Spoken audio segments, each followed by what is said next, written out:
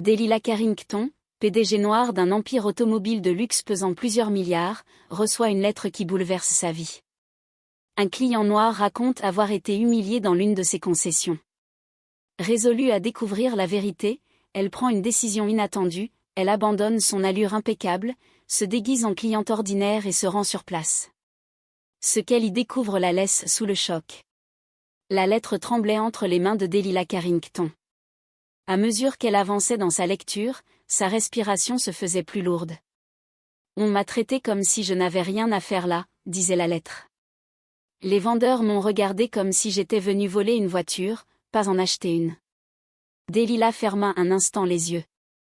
En tant que PDG de Carrington Luxury Cars, l'une des marques automobiles de luxe les plus prestigieuses au monde, elle avait bâti sa réputation sur la qualité et l'excellence du service client. L'idée qu'un client ait été discriminé dans l'une de ses concessions ne la mettait pas seulement en colère, cela la blessait profondément. Lévi, appela-t-elle, et son assistant entra immédiatement dans le bureau. « Je dois aller à Los Angeles. Dois-je organiser une visite officielle ? Prévenir la direction de la concession ? » Et non, coupa Delilah, les yeux toujours fixés sur la lettre. « J'irai incognito. Je veux voir de mes propres yeux ce qui s'y passe. » Lévi fronça les sourcils. « Vous en êtes sûr ? Le conseil d'administration n'appréciera pas que vous meniez une enquête personnelle. Un homme noir est entré dans ma concession, prêt à dépenser plus de $200 000 pour l'une de nos voitures, et il en est ressorti humilié. Je veux comprendre pourquoi. » 3 jours plus tard, Delilah gara sa voiture de location à quelques rues de la concession Carrington de Los Angeles. Exit son tailleur impeccable, elle portait un jean, un simple chemisier et des baskets. Lorsqu'elle poussa la porte, une bouffée d'air conditionné glacé l'accueillit. L'espace était vaste, éclairé avec précision pour sublimer les lignes des modèles d'exception exposés. 3 vendeurs discutaient près du comptoir central. L'un d'eux posa brièvement les yeux sur elle avant de reprendre sa conversation. Delilah se promena lentement entre les voitures, effleurant parfois un capot rutilant ou jetant un œil à l'intérieur d'un modèle. 10 minutes passèrent. Personne ne vint l'accueillir. À cet instant, un couple blanc franchit la porte. Il ne fallut pas 5 secondes avant que 2 vendeurs ne se précipitent vers eux. « Puis-je vous aider ? Notre tout dernier modèle vient d'arriver, je suis sûre qu'il va vous plaire. » Un nœud se forma dans l'estomac de Delilah. Elle décida de pousser l'expérience plus loin. « Excusez-moi, » dit-elle en s'approchant du comptoir où se trouvait le 3e vendeur. « Je suis intéressée par le modèle Galaxy GT. » L'homme, dont le badge indiquait le prénom Marc, la dévisagea de haut en bas. « Le Galaxy démarre à $150 000, informa-t-il d'un ton légèrement condescendant. « Je sais. J'aimerais faire un essai. » Marc hésita. « Je vais devoir vérifier si nous en avons un de disponible. En général, nous fonctionnons sur rendez-vous pour ce modèle. » À ce moment précis, un homme sortit d'un bureau à l'arrière, grand, costume impeccable, allure d'autorité. Elle le reconnut immédiatement grâce aux photos, Emerson Van, le directeur de la concession. Emerson passa devant elle sans même un regard, mais s'arrêta pour saluer chaleureusement le couple blanc qui venait d'entrer. Quelques instants plus tard, le couple fut conduit directement vers les modèles premium, pendant que Marc annonçait à Delilah hélas aucun Galaxy n'était disponible pour un essai ce jour-là. Elle resta encore 1 heure, suffisamment longtemps pour voir 3 autres clients noirs subir un traitement similaire au sien. Suffisamment longtemps pour voir des vendeurs chuchoter et ricaner lorsqu'une femme noire posa une question sur le prix d'un accessoire. Suffisamment longtemps pour voir Emerson Van donner discrètement des instructions à un vendeur pour rediriger ses clients vers certains modèles, alors qu'un homme noir en costume demandait précisément à voir la dernière nouveauté de la marque. Quand elle quitta la concession, ses mains tremblaient non pas de nervosité, mais de rage. Elle attrapa son téléphone. « Lévi, je crois qu'on vient de comprendre pourquoi nos ventes sont si faibles en Californie. J'ai besoin que tu contactes notre service juridique et apportes une caméra. On va avoir besoin de preuves. » En retournant à son hôtel, Delilah ne parvenait pas à détacher son esprit de ce qu'elle venait de voir. Ce n'était pas un incident isolé. Ce n'était pas une erreur de formation. C'était systématique. C'était intentionnel. Et cela se déroulait sous le nom que son père avait bâti et qu'elle avait hérité. La lumière de l'ordinateur portable éclairait le visage tendu de Delilah dans sa chambre d'hôtel. Il était presque minuit, mais le sommeil lui semblait hors de portée. Sur l'écran, un tableau Excel affichait les chiffres des ventes des dernières semaines, classés par origine ethnique. Le schéma était indéniable. C'est pire que ce que j'imaginais, souffla-t-elle à Lévi, installé dans le fauteuil voisin. Le taux de conversion des clients noirs et latinos est 2 fois inférieur à celui des blancs. Et c'est email. Lévi ajusta ses lunettes et se pencha pour mieux voir. Emerson qui demande aux vendeurs de mieux qualifier les clients, un code à peine voilé pour parler de discrimination raciale. Delilah prit une profonde inspiration. Il nous faut des preuves irréfutables, quelque chose qu'ils ne pourront pas nier. Le lendemain, à 11 heures, un homme blanc poussa la porte de la concession Carrington. Quentin, un acteur engagé par Delilah, portait pratiquement la même tenue qu'elle la veille. Caché dans la poche de sa chemise, une petite caméra enregistrait tout. Garé de l'autre côté de la rue, Delilah et Lévi suivaient la scène en direct sur une tablette. La différence de traitement fut immédiate et flagrante. Emerson Van en personne vint accueillir Quentin, lui proposa un café et l'escorta directement vers les modèles les plus prestigieux. La conversation était fluide, sans aucune question sur sa capacité financière ni proposition de modèles plus abordables. « Tu as vu comme il sourit ? Hier, ce même homme ne m'a même pas regardé. Aujourd'hui, il lui déroule le tapis rouge. » L'essai routier qui lui avait été refusé fut aussitôt proposé à Quentin, accompagné d'explications détaillées sur le financement et les options de personnalisation. « On a tout ce qu'il nous faut », conclut Lévi après 40 minutes d'enregistrement, alors qu'ils quittaient leur poste d'observation. Delilah aperçut une jeune femme sortir de la concession.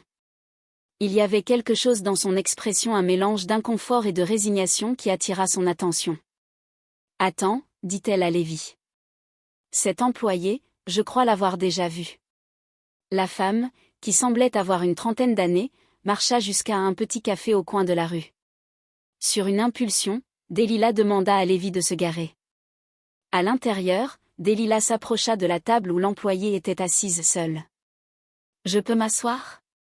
L'employée, dont le badge toujours accroché à son cou indiquait « Gabrielle Aragon, conseillère commerciale », leva les yeux, surprise. « Oh, oui, bien sûr. » Delilah s'installa et observa son visage. « Vous travaillez chez Carrington, n'est-ce pas ? » Et Gabrielle, dit-elle. « Oui. Pourquoi ? » Je m'appelle Delilah Carrington. Les yeux de Gabrielle s'écarquillèrent et elle faillit renverser son café. « Madame Carrington. Je ne savais pas que vous étiez en ville. Personne ne le sait, et je préfère que ça reste ainsi pour le moment. » Gabrielle déglutit difficilement. « C'est à propos de l'email du client, n'est-ce pas ? Monsieur Thompson ? » Cette fois, c'est Delilah qui fut surprise. « Vous êtes au courant ? » C'est moi qui l'ai accueilli au départ, avoua Gabrielle. J'ai essayé de l'aider, mais Emerson, il a des règles non officielles. Quand je me suis éloignée pour chercher un catalogue, il a pris le relais, disons que Monsieur Thompson est reparti furieux. Delilah se pencha légèrement en avant. « Gabrielle, j'ai besoin de savoir, ça arrive souvent ? » Tous les jours. Quand un client qui ne correspond pas au profil idéal entre, on utilise des termes spécifiques, visite en zone VIP. Ça signifie qu'on doit être dissuasif. Et vous participez à ça ? J'ai besoin de ce travail, murmura Gabrielle, les yeux brillants. Ma mère est malade, j'ai des factures médicales à payer. Mais chaque fois que je dois détourner un client à cause de la couleur de sa peau, j'ai l'impression de perdre une partie de moi-même. Pendant près d'1 heure, Gabrielle révéla d'autres détails, des emails codés, des réunions où Emerson donnait explicitement des instructions sur la manière de filtrer les clients, des primes attribuées à ceux qui maintenaient le « standard de clientèle ». Pendant ce temps, à la concession, Emerson Van remarquait l'absence prolongée de Gabrielle. Quelque chose le troublait. La veille au soir, il avait constaté que quelqu'un avait consulté les statistiques de vente dans le système. À présent, en visionnant les enregistrements des caméras de sécurité, il remarqua la femme qui était entrée la veille, celle que Marc avait dissuadée de faire un essai routier. Il y avait quelque chose de familier chez elle. Il attrapa son téléphone. Sécurité, j'ai besoin que vous vérifiez toutes les vidéos des 3 derniers jours. Cherchez une femme noire, autour de 40 ans, cheveux bouclés. Et trouvez-moi Gabriel Aragon. Dans le café, Delilah offrait une alternative à Gabriel. J'ai besoin de quelqu'un qui connaisse le système de l'intérieur, quelqu'un qui puisse m'aider à documenter ce qui se passe. Il va s'en rendre compte, murmura Gabriel en frissonnant. Emerson a des yeux partout. Je peux vous protéger, vous garantir un autre emploi si nécessaire. Le téléphone de Gabriel vibra, un message d'un collègue. Emerson te cherche. Il a l'air furieux. Gabriel pâlit. Je crois qu'il est déjà trop tard. La salle de réunion du siège de Carrington Luxury Cars à New York était chargée d'une tension palpable. De retour à son apparence impeccable, Delilah faisait face aux 12 membres du conseil d'administration.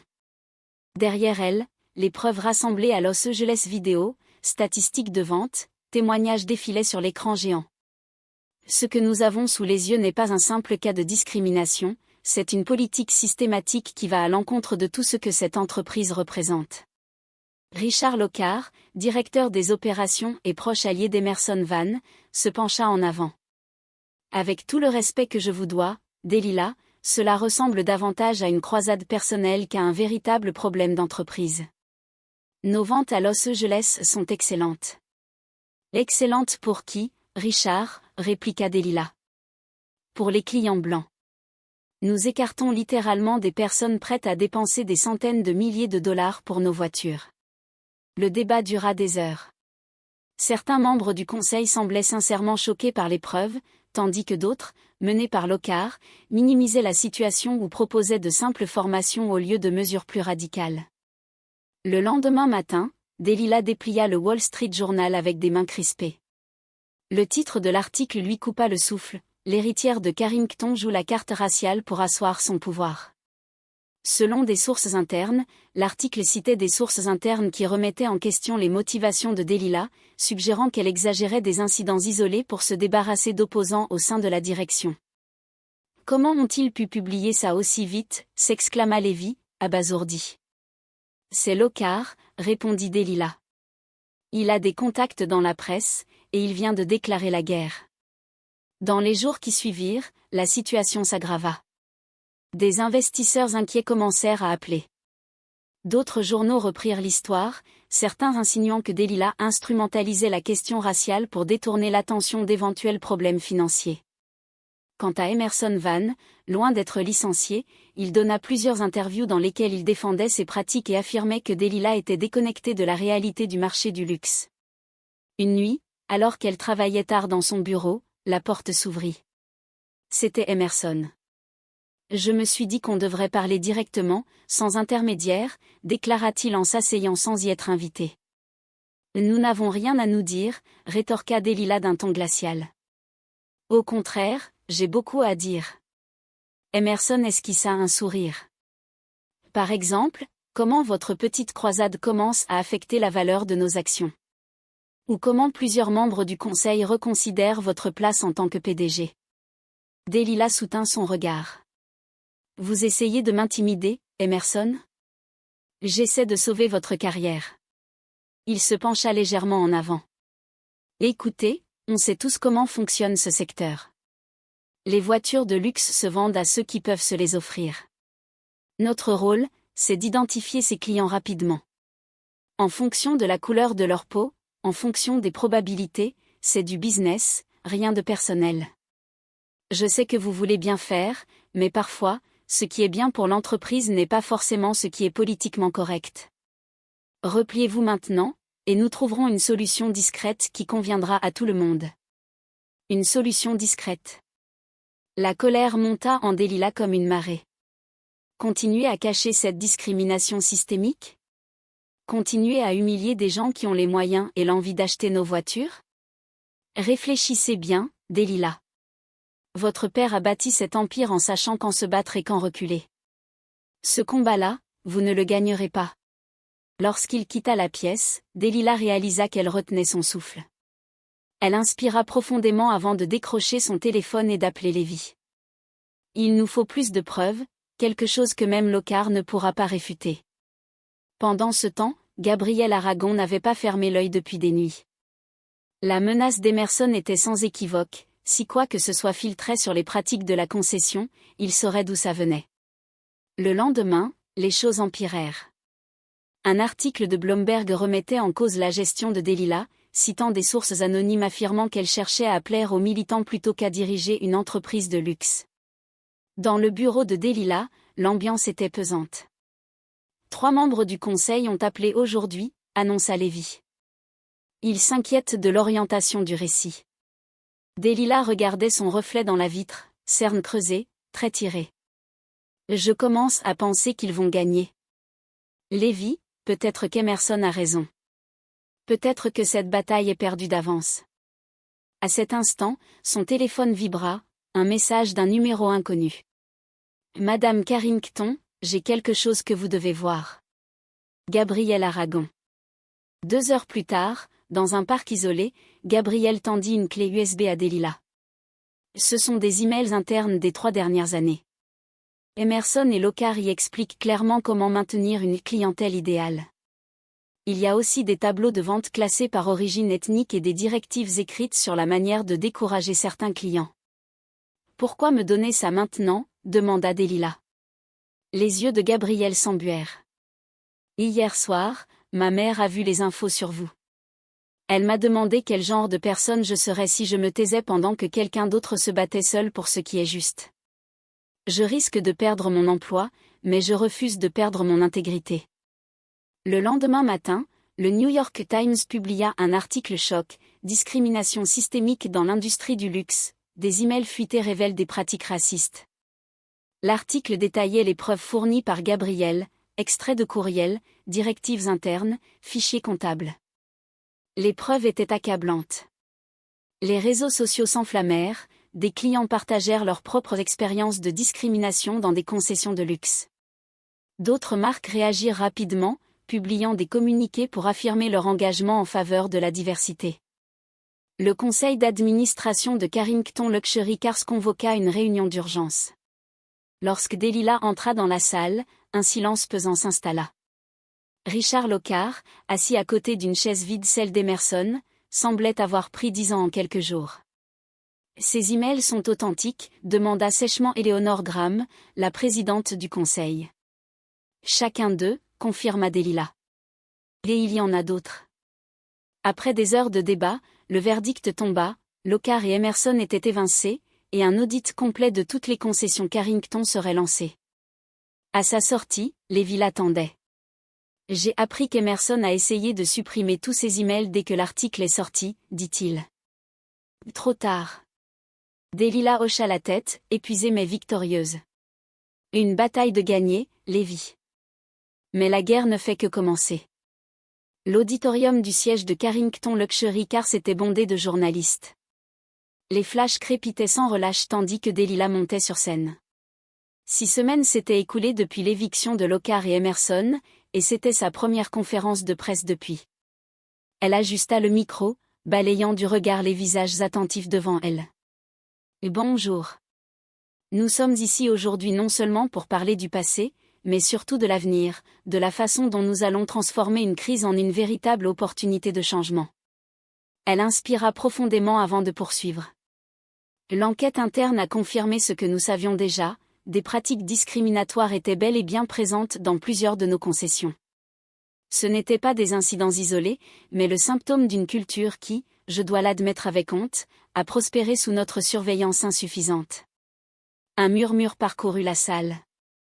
Aujourd'hui, je suis ici pour annoncer une série de mesures qui ne sont pas de simples réponses à une crise, mais le début d'une nouvelle ère pour Carrington Luxury Cars.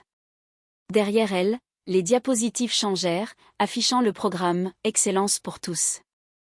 Premièrement, une formation obligatoire sur la diversité et l'inclusion pour l'ensemble de nos employés, avec un accent particulier sur les équipes commerciales. Deuxièmement, de nouveaux protocoles de vente garantissant un accueil équitable à chaque client. Troisièmement, la création d'un poste de directeur de la diversité et de l'inclusion, dotée de pouvoirs réels pour surveiller et intervenir. Elle fit une pause pour prendre une gorgée d'eau. Mais la mesure peut-être la plus importante est celle-ci, nous mettons en place un programme permanent de clients mystères.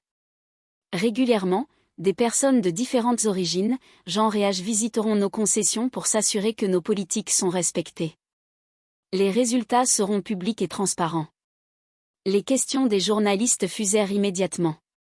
Certains s'interrogeaient sur l'efficacité des mesures, d'autres sur leur impact financier. Delilah répondit avec calme et franchise. Concernant les coûts, oui, ces changements représentent un investissement. Mais le coût de continuer à exclure des clients potentiels est bien plus élevé, à la fois financièrement et moralement. À la fin de la conférence, une journaliste posa la question que tout le monde évitait. Madame Carrington, en tant que femme noire occupant un poste de direction, comment se fait-il que vous n'ayez pas remarqué plus tôt ce qui se passait au sein de votre propre entreprise? Un silence pesant s'installa. Delilah fixa la journaliste droit dans les yeux. C'est une question légitime. La vérité, c'est que j'ai échoué. J'ai cru à tort que ma présence à la tête de l'entreprise signifiait que nous avions dépassé certains obstacles. Je me suis trompée.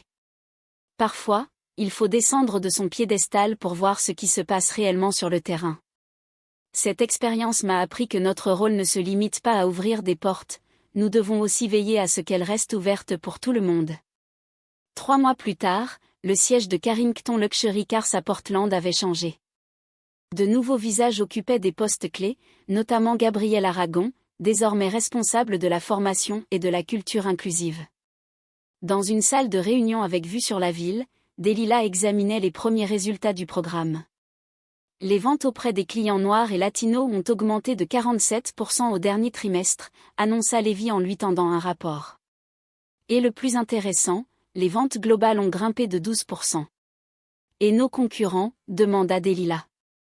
5 des plus grandes marques de luxe ont annoncé des programmes similaires aux nôtres. Lux Motor nous a même contactés pour une mission de conseil, afin de mettre en place ses propres réformes. Delilah esquissa un sourire, savourant ce moment de satisfaction. Un coup à la porte interrompit ses pensées. C'était Gabriel. Désolé de vous déranger, mais je pense que ça pourrait vous intéresser. On vient de recevoir une lettre. Elle tendit une enveloppe à Delilah, qui l'ouvrit avec précaution. C'était une lettre de Thomson, le client dont la plainte avait tout déclenché. J'ai acheté le Galaxy GT hier. Le vendeur a été respectueux, professionnel et passionné. Pour la première fois depuis des années, je ne me suis pas senti comme un intrus dans une concession de luxe. Merci d'avoir fait la différence. Delilah posa la lettre sur la table, submergée par une émotion inattendue. Convoque une réunion avec l'équipe marketing, dit-elle à Levy. Je veux lancer une campagne nationale, le luxe pour tous, et pour ceux qui en rêvent. Ce soir-là, seule dans son bureau, Delilah observait les lumières de Portland scintiller dans la nuit. Elle pensa à son père, à l'héritage qu'il avait laissé et qu'elle était en train de transformer. Elle pensa à Gabriel, qui avait risqué sa carrière pour la vérité. Elle pensa à toutes ces personnes comme Thomson, qui méritaient d'être traitées avec dignité. Elle savait que la lutte contre la discrimination était loin d'être terminée. Il y aurait des résistances, des reculs, de nouveaux défis. Mais ce soir, en cet instant, elle s'autorisa à espérer. Son téléphone vibra, une alerte.